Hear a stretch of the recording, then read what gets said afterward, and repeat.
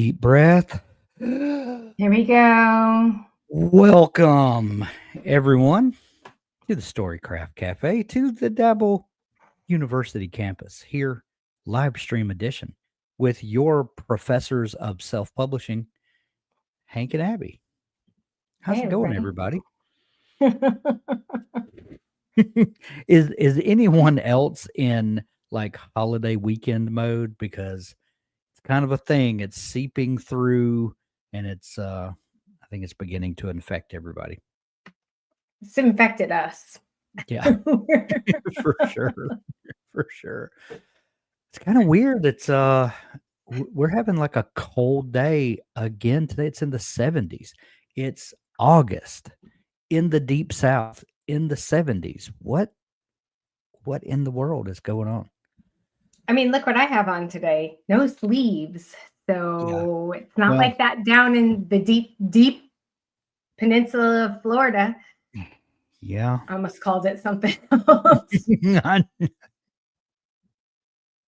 a And I family show, Abby. remembered we were on air. It's a family show, Abby. Ah. So Well, we hello, made it. everybody. Rachel and NJ. It's Rachel and NJ, and there must be 3 other people out there who are not in the comments. It's probably our Lurker. boss who's like, Abby, we're watching your mouth today. The lurkers. we'll see. Oh, so we made it to the end of hashtag Indie Summer. Can you believe it? We went through all I the can things. believe it. I can believe And it. I mean, I was about to say, and I have a book, and I have a book by the end of it. So I put my money where our mouth is. Yep. And I did it. So Yeah. I went actually today, like my update, I had a couple of things. Spark Press was ridiculously difficult to work with. I was kind of surprised by it. And I kept uploading and re-uploading. And, it was telling me like things were stuck, waiting upload, waiting approval, waiting. And finally I wrote them and I said, I don't understand why my account keeps telling me to re-upload my documents, and I do it and then nothing happens. And as it turns out, there was some weird glitch on the back of my account where it was not accepting uploads, and they had to fix it. Once they fixed it, it happened like that. And so I was like, that was let me go ahead and just say the WordPress tutorial is in the community, and I actually just tagged NJ and Rachel. I tagged you both in it just before we went live. So it was in events and past events because we didn't do it on YouTube. There's not a YouTube link or a way to find it on YouTube, but it is still in the community under the past events. And I made sure to tag you guys just to make it easy for you to find. So, first question, done. That was an easy one. Can I just say this real quick before we jump in? NJ, I just replied your email. Sorry, but I did reply just right now. Anyway. All right, well, let's look at some of these because I see Rachel's first question is just at its most basic. I think she said, what is indie? Yeah. What is indie publishing? Indie publishing, I think there's a lot that you could roll into this definition, but at the very basic, indie publishing, indie short for independent, is that you are publishing your book independent of a large publisher backing you. And by backing entails not only the financial backing, but they kind of handle all the logistics, the printing, the editing, the promotion, all of that stuff. So when you're independent publishing, you're taking off that writer hat and you're putting on a publisher hat, and you're putting on a salesman hat, and you are learning the things that you have to do to package your book up for publishing. And then you are going through the steps of publishing, and then you are promoting. And that all sounds, when you kind of do an A/B side by side comparison, that seems so daunting. Like, oh, like I have to do it all. Yes, but there are there are self-publishing platforms, KDP, for instance, Apple Books, Google Books, Barnes and Noble, all of the things, and they have made it easy for folks to do this. So, is it? Can it be time consuming? Yes. Can it be a lot to keep track of? Yes. But the payoff of that is you are in total control. You are not at the whim of a publisher's publishing schedule. We talked to Craig Martell the other day. Craig publishes a book a month, period, full stop, a book a month. And they typically are around 60,000 words. So short-ish on the novel side. But, there have been many very popular novels that are 50,000 words. I mean, that's kind of where the whole concept of NaNoWriMo came from. Probably one of the most popular and commercially successful would be The Notebook from, what's that guy? I never can remember his name. Nicholas Sparks. Nicholas Sparks. Thank you. Which is just over 50,000. I think it was like 52,000 words maybe. And it was a massive runaway success. I mean, literally started his career. So yeah, and Craig has a back catalog of about 200 books. Now, is he cranking out 60,000 words every month? I would say probably yes. But I think he also has been doing it so long, he has work banked up that if something happens, he can afford to dip out for a week or so. That's how he was able to put on all these massive events and conferences and conventions, whatever you want to call them. All that takes away from writing time, but he has been banking up work because this has been his sole focus for so long. So anyway, it's you are responsible for everything, but you're also the beneficiary of everything. So but my whole point about Craig Martell and his 60,000 word is that when you sign up with a publisher, you are almost guaranteed to be relegated to a one book per year publishing calendar. And you'll see that some authors publish 2 books a year. I guarantee, well, I'm not going to say I guarantee it. Watch and see if both of those books come out in a year are from the same publisher or under the same pen name, because you'll see that some people want to crank out more than 1 book a year, and they wind up having to get a separate contract with a separate publisher and go back and forth because you get kind of locked into that calendar. And when you turn in a manuscript, it's most likely going to be 2 years before your turned in book gets published. Indie publishing kind of sweeps away all that machinery, lets you be in control of the process. If you're like Craig Martell and you have the ability to generate 12 books a year and want to publish a book a month, you can absolutely do that. And I would argue the algorithms for the book sales websites, I'm talking about Amazon primarily, Barnes and Noble, etc., they reward people that publish more often.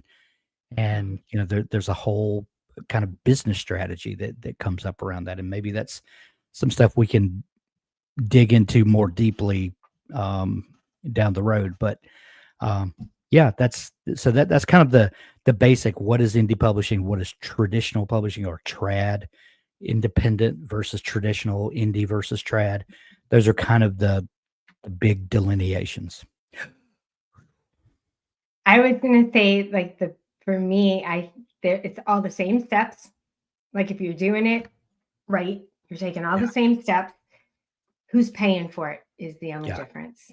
That's really what it comes down to, because we've talked before that you do have access to professionals in the trad world, publicists, things like that. But you get access to those people for a window. And once your book launches, you'll get support from the publisher for about a week or two. And then they have moved on to the next book that they're launching. And can you email people and ask them to help with this or that? Sure. I'm sure that stuff is available. But you're not the it person, you know, for that very narrow window of time. And then you have to go and promote your own book just like the indie folks do. Mhm. Yeah. So yeah. Ooh. R- All right. let- Let's see. Let's let, swap this us out again. yeah, can I just tag this question that Rachel just posted, Yeah. because it kind of goes with what we were just saying. Can you Yeah. do indie publishing with a book series? I would argue that you will be more successful with a book series than a standalone. Doesn't mean that there aren't certain genres that do very well with standalones, or certain authors. Everything is there's always a story that goes against the conventional wisdom. But Mhm. the conventional wisdom is the conventional wisdom for a reason. And for most genres, and I'm thinking romance, thriller, possibly horror. Horror is probably one of those that's more in tune to standalones. Thrillers, science fiction for sure, fantasy for sure, For sure. romance, thriller. I can't grab anything else off the top of my head. Those things Those are the ones. 100% do very well with series. Mystery. Mystery, yeah, yeah. So yes, I would argue that a book series, if you're in any of the commercial fiction genres, and the ones we just talked about, uh, think series potential for sure, for sure. Doesn't mean that a standalone can't work, and all that, but you know, if you ever have a book series and you're like, oh, I love, um, Jack Reacher series, for Mhm. instance, first name I could think of. It's kind of thrillers, mystery, kind of all wrapped to action. And you just every year you want to read Jack Reacher's new adventure. That's a series that would do very well in the indie space. Mhm. Yeah. Okay, so this one from Rachel. What indie platforms do you guys recommend? So I have some interesting intel to give on this one right Oh, now, Hank. please do. Okay, Do. so I started off, the first place I ordered my book from was Lulu. And I ordered from Lulu because they had supported my podcast years ago. I knew they had great customer service. They still Right. do. They're not really, I have found Ingram Spark was cheaper by Mhm. quite a bit than Lulu. However, there was this new player on the scene, right, that I thought called books.by. And Facebook I'm was feeding me up all the ads, right? I'm not familiar with them at all, so I'm very intrigued to hear your experience. So I plopped down the $99 to do their subscription for the year to use it, because what they were claiming was you got higher royalties than all the rest of them. And they listed KDP, Ingram Spark, Mhm. Lulu. They said out of those, you got the higher royalties with them. Okay. They basically give you everything because you're paying that $99 subscription fee, right? So there's your money sort of upfront. Yeah. And as far as the book goes, you could sell direct on your website, and you as the author could either absorb the shipping cost, or you could put that off on the customer, and it was a $5 flat rate for every book, right? Oh, wow. So, anyway, I thought, well, I'm going to give it a shot. So I uploaded my book just like you do to Lulu and Ingram Spark and KDP, all the same, uploaded my cover. I ordered from Lulu and books.by on the exact same day. to get a handful of books so I could sort of compare them. Mm-hmm. I did not pay for the super fast shipping from Lulu. It was like kind of the lower end shipping. I wasn't in much of a hurry. Books.by said I would get my books first, so I was kind of anticipating that. Lulu's books shipped first. I got them in my hands. I was like, this is great. And then I waited and I waited and I waited. And I kept checking the tracking on my books.by. And I could see it slowly putzing its way. They got stuck in Georgia for a couple of days. Finally, they made it to my door. Guess where they were printed? Lulu. What? They were printed by Lulu, and they weren't even white labeled. So when it came, I was like, why did I get a second box from Lulu? And I checked the tracking. I checked everything. So I went on the books.by customer service and said, hey, got my books today. They look like they came from Lulu. Do you partner with Lulu for printing? Yes. But of course, Lulu is not prioritizing the books that come in from books.by. And I was like, huh. So I can say this. At this point, I have put up my book on KDP, Ingram Spark, Lulu, and books.by. Yeah. I have yet to receive my printed books from KDP or Ingram Spark. That was all just this week. My books from Lulu and books.by were identical, but books.by would be lower ranking than Lulu because it was definitely the slow boat from Pennsylvania or wherever they're printed, right? Right.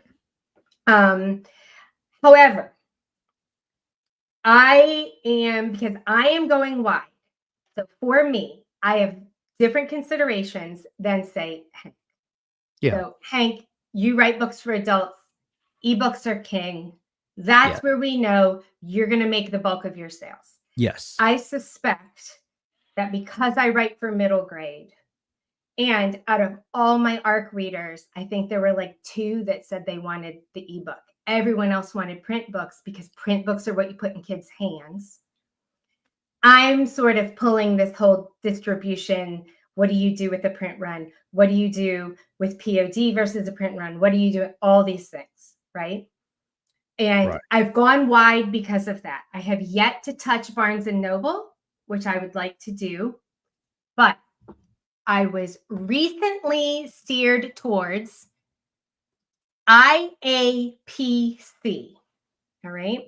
IAPC does print runs and distribution. And I'm going to go down that path and see where it leads me for a little while, because it might ultimately, for me and the children's market, not be bad if this is, and to me, I'm playing a long game. Now, I know there's going to be storage fees. You still have to ship. You're putting all the money up front for a print run. This is actually what the traditional market does.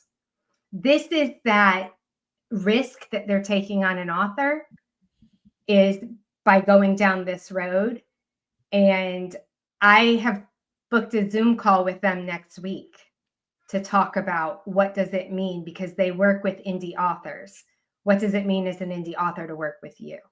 So I'm still gathering material about which platform is going to be best for me. So I would say that, Rachel, if you are writing for adults and you are probably most likely going to be selling mostly print books, I have heard time and time again, everyone say, as much as it's the big ugly beast in the room, Kindle Unlimited is kind of the way to go. And if you pull all the authors that are very successful in your genre, pull their ebooks and look and see, are they on Kindle Unlimited or not? And let that guide you. as to should you do it or should you not. Yeah. And your royalty rate for Kindle Unlimited read-throughs versus the royalty that you'll make from selling an ebook if it's priced um, consistently with the books in your genre is going to be about the same. It's not going to be a lot of difference in Kindle Unlimited page reads versus the, if you're selling your book for $3.99, $4.99 for ebook, it's gonna be very similar. So the consideration you need to look for are, like Abby said, are the majority of the books in that genre in Kindle Unlimited? And if they are, that generally tells you that there's a big Kindle Unlimited readership there, and Mhm. that people with Kindles, you know, like me, will pick it up and can just, if they're just browsing through the genre on in the Kindle store on their Kindle and they see a new release, oh, that looks good, and they click it, and then you've got 2 or 3 pages to hook them where they want to keep reading, and you're off to the races. So by being in Kindle Unlimited, if it's a good genre for Kindle Unlimited, um, Then it's just, that's are you a good enough writer to hold their attention for a couple of pages so that they'll continue through? they'll keep going. And yeah, they'll keep going. And that's it. It's a super easy way. They've made it so easy for people to just lay in bed scrolling and click it and then just get into it. It's just so easy. I mean, that was the best part of getting an e-reader, I think, Yeah. especially in the beginning, was that you could finish a book and then boom, you could get another book. You didn't have to Yeah. go to the bookstore. You didn't have to any of that. So the important thing, if you don't know about Kindle Unlimited, if you are enrolled in Kindle Unlimited, you cannot enroll your ebook in the Barnes and Noble Nook program. Like, you Right. are saying you are giving them exclusive use of to distribute your ebook. Now, For you 90 days. can and you can be on Kindle, not be a part of Kindle Unlimited, and Yes. still sell your ebook other places. So, like, And I decided not to do KDP, right. and I might change my mind later, but I'm going to put it up on Barnes and Noble. I'm going to put it up, on Ingram Spark. I'm going to put it in all the places and see where it does best. And if it really only sells on Kindle, I might decide to go Kindle Unlimited with that. So I'm going to test the waters, but I think if you're not patient enough to want to test the waters, looking at other authors who are super successful in your genre and your subgenre and seeing have they committed to it or not is Right. like an indicator. Yeah. Yeah. And like Craig told us the other day, that when you're first starting, you don't know what you don't know. And he used that metaphor of, the artillery officer, that you fire one round, see where it lands, Mhm. and then from there you can adjust left, right, north, south, whatever uh and adjust from there. And when you're first starting, you got to fire some shots and see where you are, see what's happening in your genre. Mhm. And there's just a lot of kind of testing the waters that happens in the beginning. I remember in the big heyday of the Kindle revolution, there was a couple, Jacinda and Jack Wilder, and they were this couple.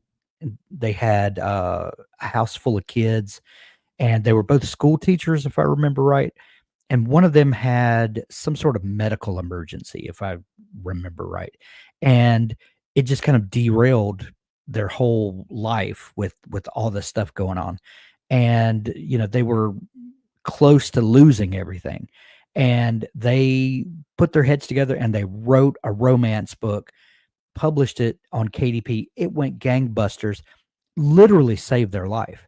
Like it kept them from going into the poorhouse and all of such an amazing, motivating story. I and I've become acquaintances with them. fairly good acquaintances over the years, but we had them on some shows here and there. Um, and such a motivating couple and such generous hearts and all that. But the problem with their story, not problem is the wrong word, but it makes people get in this mindset of I'm going to write this book, I'm going to publish it, it's going to solve all my problems. You could argue that it did that for them 12 years ago. It's a different world now. The publishing landscape is different. Now, it doesn't mean that you can't get in and do wonderful things that will completely transform your life on and I'm not talking about just monetarily. There are things about your life that will change when people start reading your work and that's a whole other discussion. But we started putting this this pressure on indie publishing that it needed to be all of our saviors right out the gate. And that's the wrong way to go into it. This is a long goal, and you need to think of it that way. If you have immediate instant success, that's great. Could ultimately hurt you, though, because there's an argument to be made that you'll do much better if you get a couple of pieces of work out there before you catch everyone's attention. Then you have a back catalog for them to look at. If you have instant success, amazing. I'm so happy for you. But that's just the reality. Yeah, she's saying the same thing. I mean, this is what I'm saying too. And really, I think it was right at the beginning of Indie Summer, Hank, that you guys said it's a long game with your first book. And something that Craig mentioned yesterday that kind of stuck with me a little bit was, he's talking about releasing this new series and releasing one a month and etc. But he's got the first 5 of them sitting there in his back pocket. Right. Right. And he's been thinking about it for a while. Yeah. And I feel like I am not a fast writer necessarily, you guys. I'm not somebody who's going to kick out a book a month. I can already tell you that. I could. Yeah. And I have written a book in a month before, as a matter of fact, and I sent it off to Nathan Bransford, edited that one. And he wrote back and he was like, dang, girl, that is a hot mess. And I was like, dude, but it was a success. You want to know why?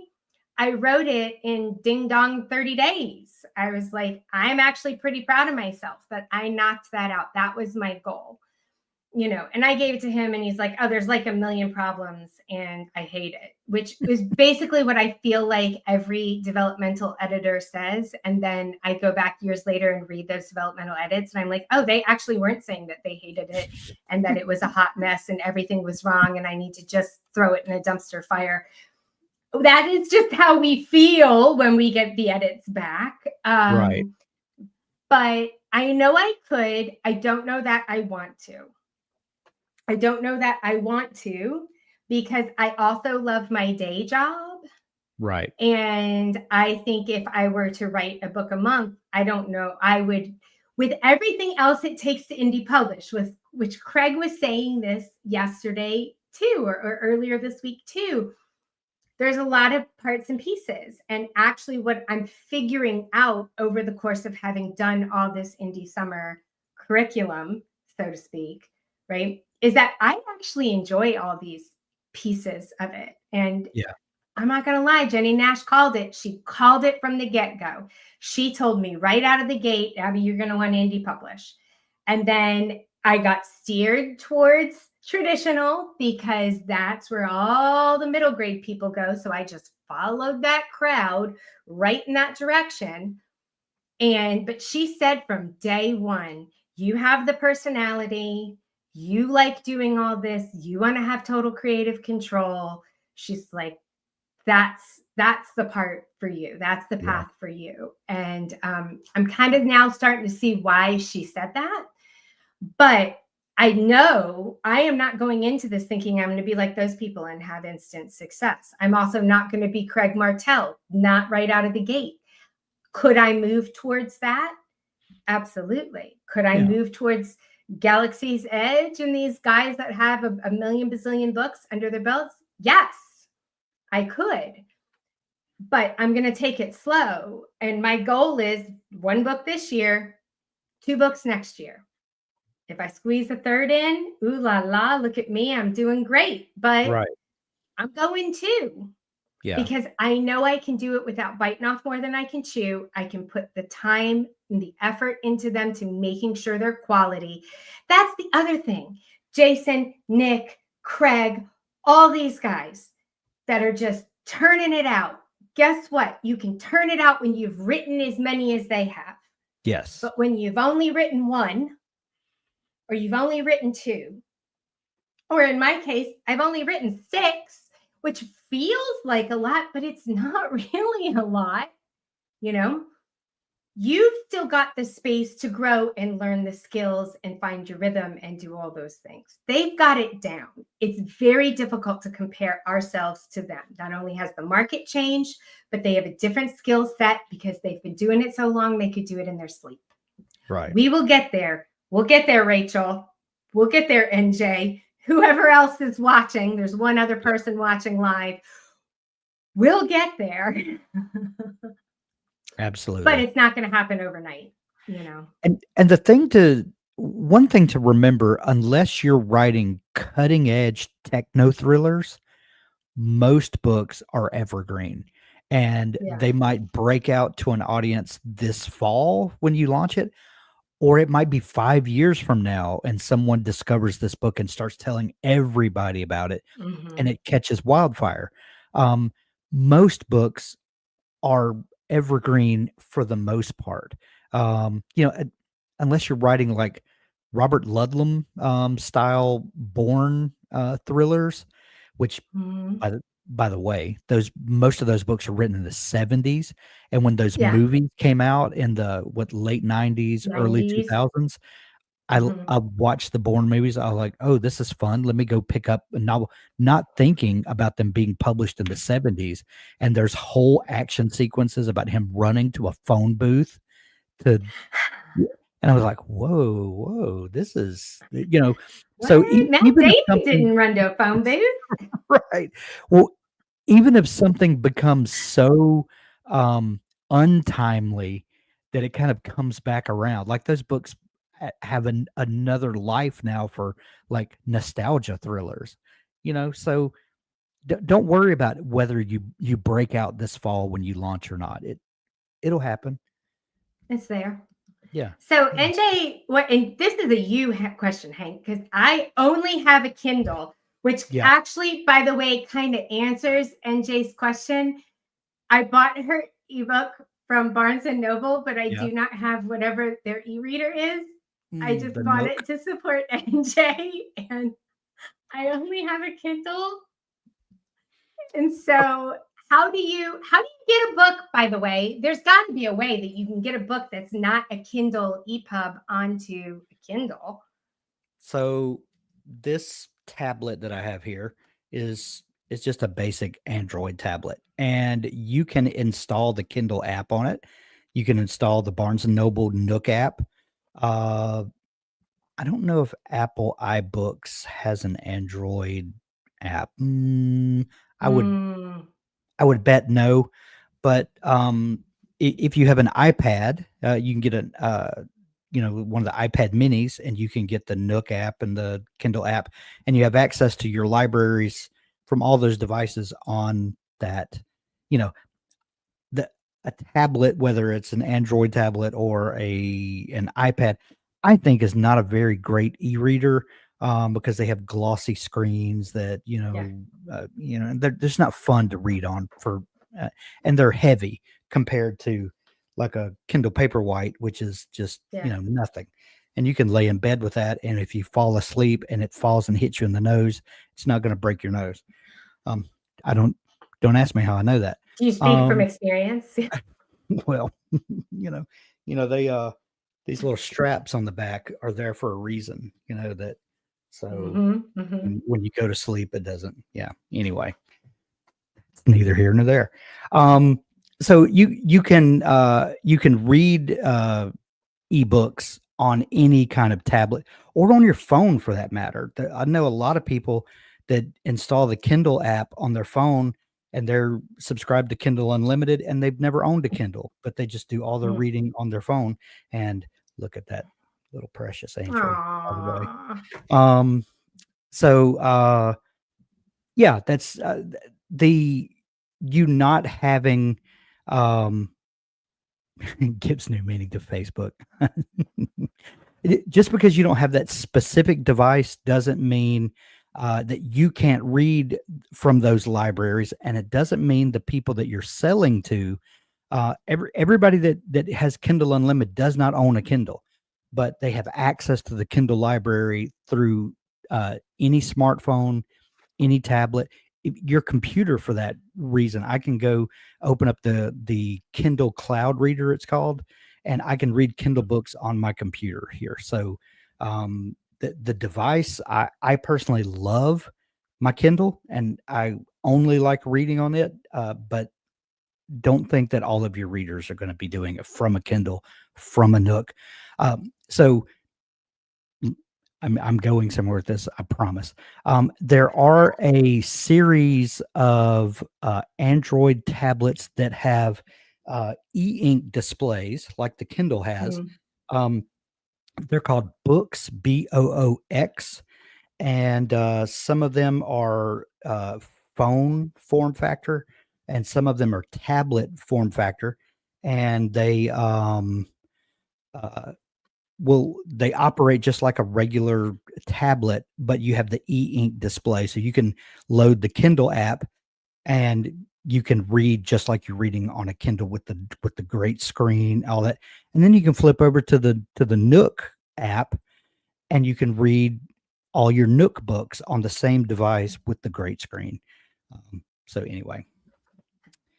All right, we've got 2 questions here about audiobooks, Hank. Okay. And Jay's is cracking me up, but let's start with Rachel's. Advice on turning an indie book into an audiobook. Okay. I know nothing. ACX is the ACX. That's just acx.com. Is the, what does ACX stand for? I used to know. Audio Content Exchange, maybe. Oh. I don't remember exactly, but it's something exchange. What it does allows you to upload a sample of the book that you fill in all of the information about what the book's about, the genre, and all that, and what you're looking for. And then other people can take your page or 2 of text that you upload, and they can submit auditions for your book.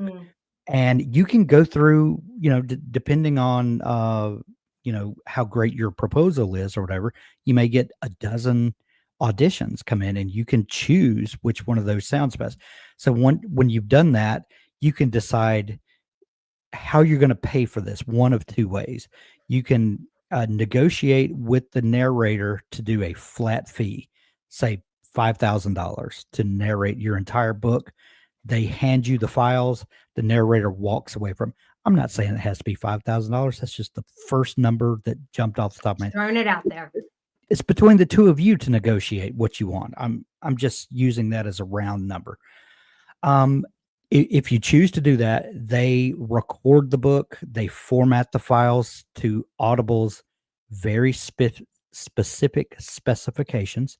There has to be a certain amount of blank lead in for each file. The noise floor has to be at a certain point. All of this, they have very specific specifications. That's so when you're listening to an audiobook from Audible, they all sound similar. You don't listen to one and all of a sudden it's blaring in your ears, and the next thing you listen to is, it's hard to hear. They have to meet certain criteria. So if you pay for them, they submit all those files exactly to those specifications, and they walk away. And then you submit those files to ACX. Will then help you get your audio files onto Audible. And then the the Audible um um trying to the royalty rate is, I don't want to say this wrong. I want to say is like 40%. Um, it's audiobooks are less percentage than ebooks because there's a lot of infrastructure that has to be paid for, and It's like a larger file, right? the file Like size is ginormous compared to ebooks, and Mhm. all that has to be taken into consideration. We got to host all those files. They have to distribute those files. All that costs money. So then they help you submit that book, and then everything you earn, you get all of the royalty for. If someone pays, $30 for your audiobook, then 60% of that goes to Audible, 40% goes to you. That's the way it is. The other thing you can do is a 50-50 split between the narrator and the author, and no money is exchanged up front. Nobody has to pay the other person anything. The narrator does all the recording, formatting of the files. Then they upload it, and both of you sign agreements that you're in this partnership for a year, or whatever the term is that you agree on.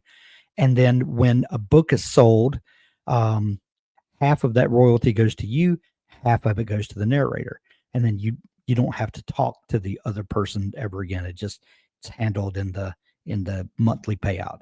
Um, so those are your two options. You can pay someone to do it, and then you keep all the royalties, but you foot the cost up front, or you do a royalty split. No money is exchanged up front, and you split whatever sales come in.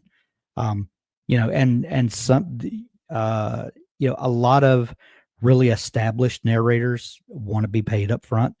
But then sometimes there have been very, very popular narrators that said, I saw this book and I just knew it had potential. And so I opted for the royalty split. And they're thankful that they did, because it went on to sell Mhm. 1 million audiobooks. And, they both, the author and the Perfect. narrator, made way more money than they would have, the other way. So it's, Yeah. yeah. So if you're bootstrapping, find somebody to do a split with you, and then you don't have to put up anything up front. And then later on, like Galaxy's Edge, for instance, Mhm. I know Nick and Jason pay their narrators outright because they want to own all of Yeah. that, and then whatever happens with the market tomorrow, they own all the audio, and they can pivot and do whatever they want to, and blah, blah, blah. So Mhm. Think everybody's curious. Have you ever done an audiobook, Hank? I've done several, actually, Ooh. and I I haven't done one in a couple of years because it's very time consuming. You've got I'm this you got to stand here and you have to read the book out loud.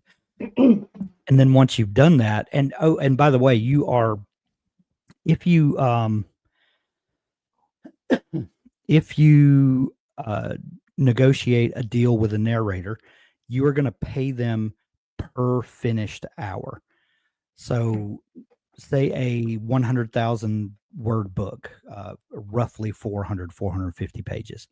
It's going to, an audiobook of that is going to be probably 8 to 10 hours, kind of depending on your style, all of that.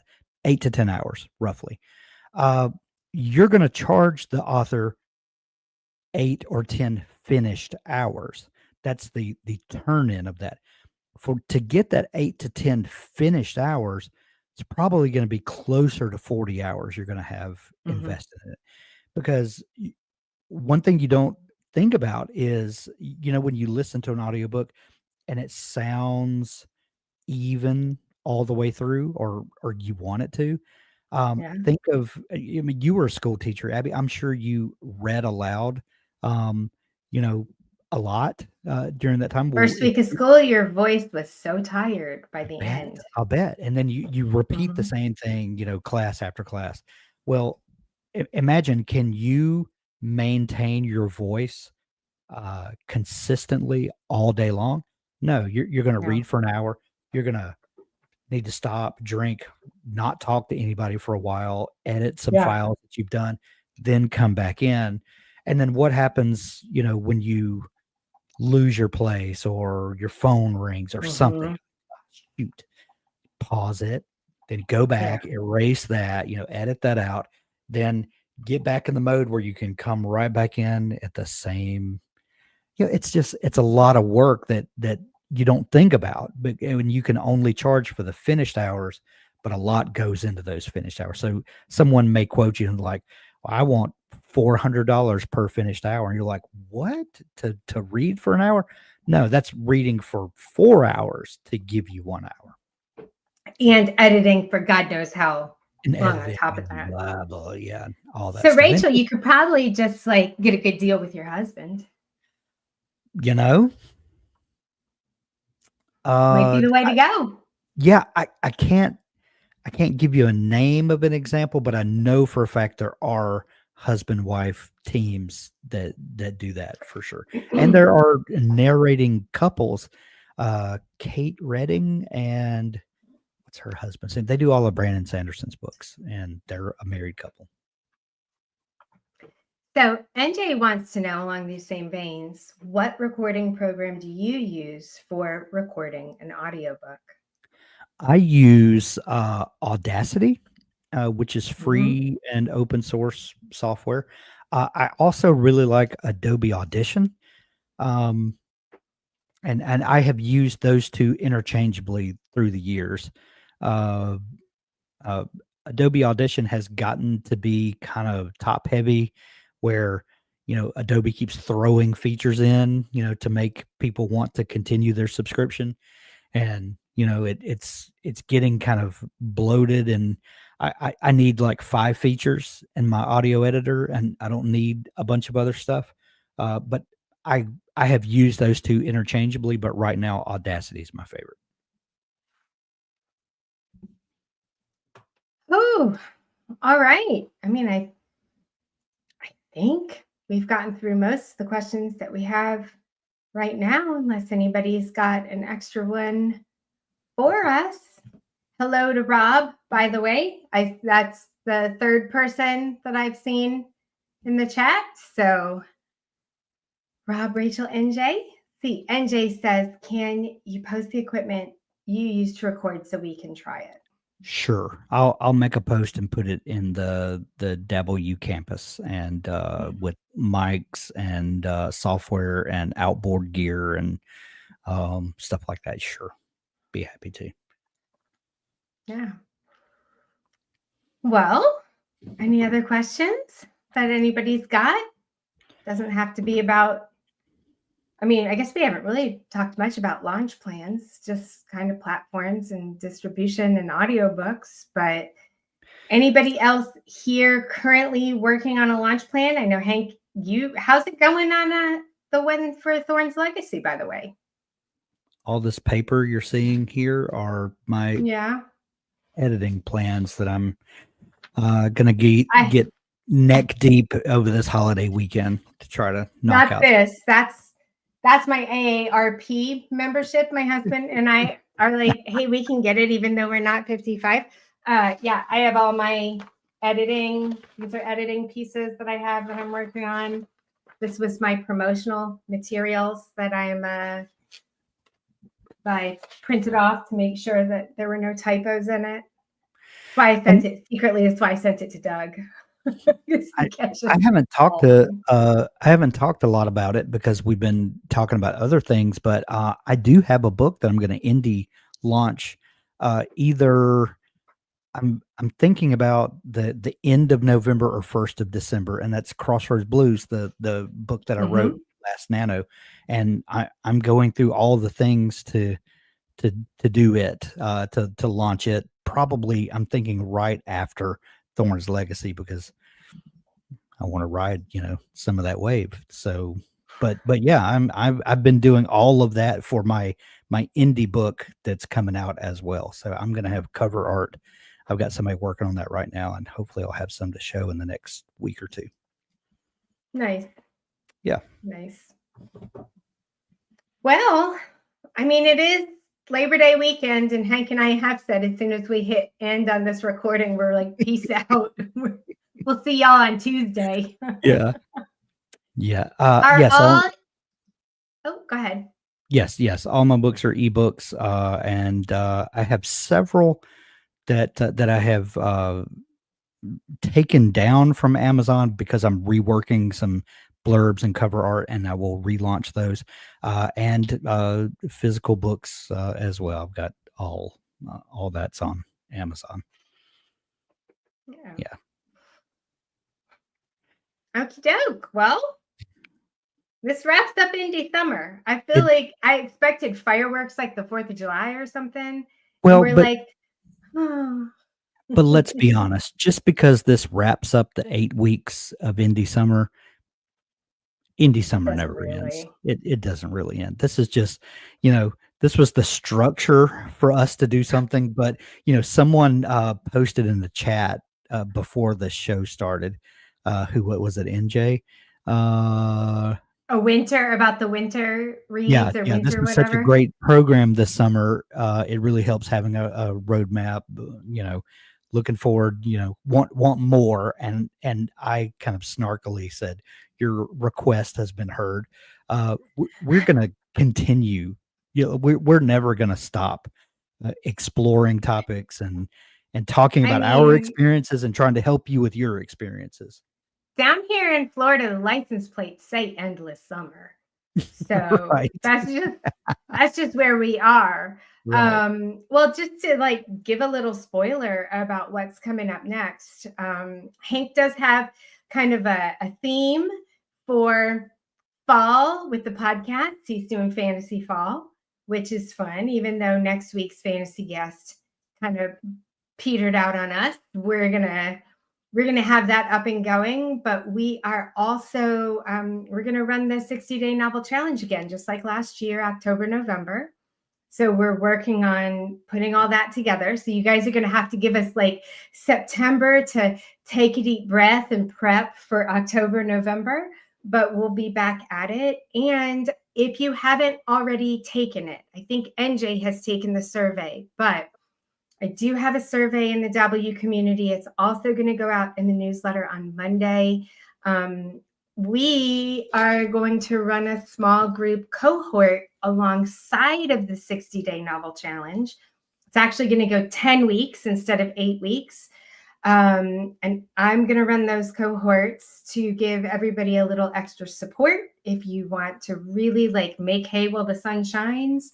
In October and November, when all that energy and nano and everything is going on, we're going to do that. And the last cohort that I ran was just before I left Happy Writer. And I am so tickled and so proud to say that a lot of those writers actually followed me over to the W campus. We had a cohort of, there's 6 or 7 people. Do you know, even though that cohort ended back in 2022, they still meet every other week by Zoom. They have met 3 or 4 times in real life. They go on writing retreats together. They invite me to absolutely everything they do. I freaking love it. They are the most amazing group of ladies that all just ended up really bonding and supporting each other in this microcosm of the community. We had the big community at large, but then they all came together. And I told Robert when we were talking about it yesterday, that's what we want. We want to make ourselves obsolete by creating a space where writers can support each other to get those books finished and out into the world. And I did it once, so I'm hoping we can do it again. I can pull everybody together and we can kind of make a really great cohort / group mastermind. I kind of like the word mastermind because I like that too. And really, not to compare what we do to people, fighting in wars, but there's a camaraderie that happens when you go through something with a group of people. It bonds you together in a in a brothers in arms kind of feeling, Yeah. So anyway, well, that pretty much takes us up to the top of the hour, I Yeah. think. Hope you all have a Thanks for great joining us. holiday weekend. Use this time to Yeah. recharge those batteries, think about stories, and give yourself some keyboard time just to have fun with your story. Yeah. And we'll see everybody back at it again on Tuesday, Yeah. right? See you next week. Bye. All righty. Bye.